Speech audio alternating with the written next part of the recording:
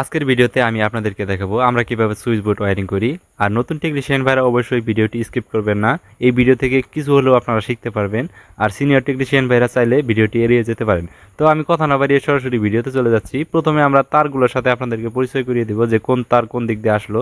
আমার হাতে যে 4টা 3RM তার দেখতেছেন, এই 4টা 3RM তার আসছে এসির জন্য, আর এখানে 2টা তার আসছে এইচডিবি থেকে এবং 2টা আউটপুট হয়ে গেছে সকেটের মধ্যে। তো আমরা সকেটটা আপনাদেরকে দেখাচ্ছি। এই যে দেখতে পাচ্ছেন, এই সকেট থেকে আসছে আমাদের 2টা তার। তো চলে যাবে এই জায়গা থেকে ইনপুট আউটপুট। তো এখানে আমাদের 2.0 হলুদ এবং ব্লু দিয়ে আমরা করছি হচ্ছে আইপিএস এর ফেস এবং নিউট্রাল। ভালো কথা, এখানে আরসিসিবি ওয়্যারিং করা হচ্ছে। এখানে লাল এবং কালো তার হচ্ছে এই সুইচ বোর্ডের মেন লাইন। তো এখানে আমরা 2.5 RM ব্যবহার করছি। এখানে যে এক্সট্রা একটা লাল তার দেখতে পাচ্ছেন চিহ্নিত করা আছে, এই তারটি হচ্ছে ফ্যানের জন্য, যেটা আমরা 1.3 RM দিয়ে করছি। এখানে বাকি আরো 4টা যে পয়েন্ট আপনারা দেখতে পাচ্ছেন, এখানে ব্যালকনি সহ আমাদের 2 ওয়ালে আরো 2-3টা লাইট আছে, তো সেগুলোর তার। আর এখানে দেখতে পাচ্ছেন 2টা তার আমরা চিহ্ন করে রাখছি। এই ওয়ালের মধ্যে একটা সোলারের হোল্ডার হবে আর একটা আইপিএস এর হোল্ডার হবে। আপনারা তো জানেন সচরাচর আমরা সকল বিল্ডিং এ আরসিসিবির ওয়্যারিংটা একদম আলাদা করে দেই যাতে অ্যাকুরেট আরসিসিবিটা কাজ করে। তো এই হচ্ছে বিষয়। এখানে আরো 3টা তার দেখতে পাচ্ছেন, এই 3টা তার গেছে হচ্ছে ফ্রিজের জন্য, যেটা এই সুইচ বোর্ড থেকে ঘুরে আমাদের এই পাশে দেখেন আরেকটা সকেট আছে, এখানে ফ্রিজ বসবে। যার কারণে এখানেও কিন্তু আমরা এইচডিবি থেকে সরাসরি এখানে একটা মেন লাইন নিয়ে আসছি। তো দেখতে পাচ্ছেন ওই মেন লাইনের জন্যই কিন্তু এই 3টা তার। আর এখানে যে হলুদ এবং ব্লু তার দেখতে পাচ্ছেন, এটা হচ্ছে সোলারের জন্য 1.0 হলুদ এবং ব্লু। এটা আমরা সোলারের জন্য টানছি। এখানে একটা ডিসি সকেট হবে এবং উপরে একটা সোলারের লাইট হবে, এটা তো বললামই একটু আগে। আর এখানে যে এক্সট্রা তারগুলো দেখতেছেন, এই এক্সট্রা তারগুলো হচ্ছে বেড সুইচ থেকে আসছে। এখানে আমাদের বেডের পাশে সকেট হবে এবং একটা বেডের সুইচ হবে। তো এখানে আমাদের বেডটা বসবে। যাই হোক, তারপর আমরা ক্রোম আকারে সেই সুইচ বোর্ডটা সাজাবো। প্রথমে 4 গ্যাং দিব, তারপর 2 গ্যাং দিব, তারপর একটা সকেট দিব, তারপর এখানে রেগুলেটর দিব, তারপর এখানে ডিপি সুইচ বা এসির সুইচ দিব। যাই হোক, এখন বেড সুইচটা আপনাদেরকে বুঝাই দিই কেমনে কি করলাম। এখানে দেখতে পাচ্ছেন সুইচ বোর্ড থেকে আমরা আইপিএস এর জন্য ফেস নিউট্রাল আর্থিন এবং 2টা লাল তার নিয়ে আসছি, একটা ফ্যানের সুইচের জন্য, একটা লাইটের সুইচের জন্য, এবং 2টা ব্লু কালার 1.0 তার দেখতেছেন, এটা হচ্ছে সোলারের সুইচের জন্য। তো এখানে আমাদের এই তারগুলো আসছে। চলুন তো এই আকারে আমাদের সুইচ বোর্ডটা এখন সাজাবো বা সুইচ বোর্ডটি ওয়্যারিং করব। তো এখানে দেখতে পাচ্ছেন 2টা লাল তার, একটা হবে আমাদের ফ্যানের জন্য সুইচ, বেড সুইচ, এবং আরেকটা হবে লাইটের জন্য বেড সুইচ। তো আমরা একটা ফ্যানের জন্য নিয়ে যাব, যেহেতু আমরা ফ্যানটা উপরে দেবো তাই আমরা উপরে একটা তার নিয়ে যাব এবং সাথে ফ্যানের তারটাও নিয়ে যাব এই জায়গায়। তো আমরা ফ্যানের তারটা তো চিহ্ন করেই রাখছিলাম আগে থেকেই। তো এখানে দেখতে পাচ্ছেন আমাদের চিহ্ন করা যে ফ্যানের তারটা কস্টেপ করে রাখছিলাম যখন আমরা তার ঢুকাইছিলাম তখনকেই, যাতে পরবর্তীতে পরিশ্রম করা না লাগে। আমরা সচরাচর সকল বিল্ডিংয়ে যখন তার ঢুকাই চেষ্টা করি যে সকল তারই চিহ্ন করে রাখার, যাতে পরবর্তীতে আমাদের সময় পরিশ্রম বাঁচে।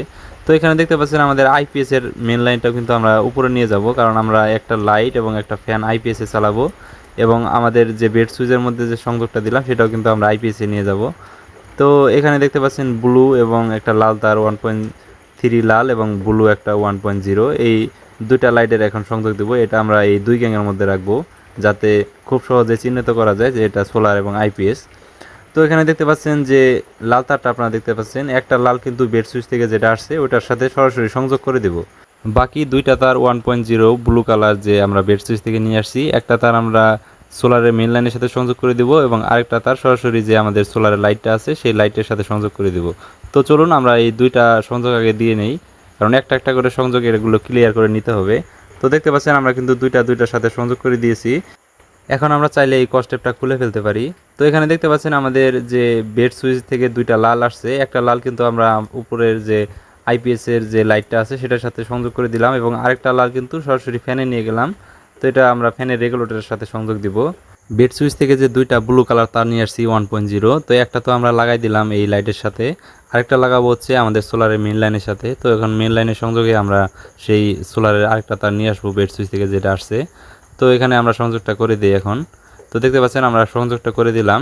তো এখন এটা কস্টেপ করে আমরা ভিতরে রেখে দেবো। আর একটা মেন লাইন আমরা বের করে নিয়েছি এই সুইচ বোর্ডের জন্য, পাওয়ার দেওয়ার জন্য, যাতে আমাদের যে বেড সুইচটা আছে সেটা বেড সুইচ থেকেও কন্ট্রোল হয় এবং এই সুইচ বোর্ড থেকেও কন্ট্রোল হয়। দেখতে পাচ্ছেন এই গ্যাংয়ের মধ্যে কিন্তু সোলারের যে লাইনটা সেটা কিন্তু ক্লিয়ার হয়ে গেল। এখন হচ্ছে আইপিএস এর যে লাইটটা আছে সেই লাইটটা এখন মেন লাইনটাই বের করতে হবে, অর্থাৎ আইপিএস এর একটা লাইন নিয়ে আসতে হবে লুপিং করে।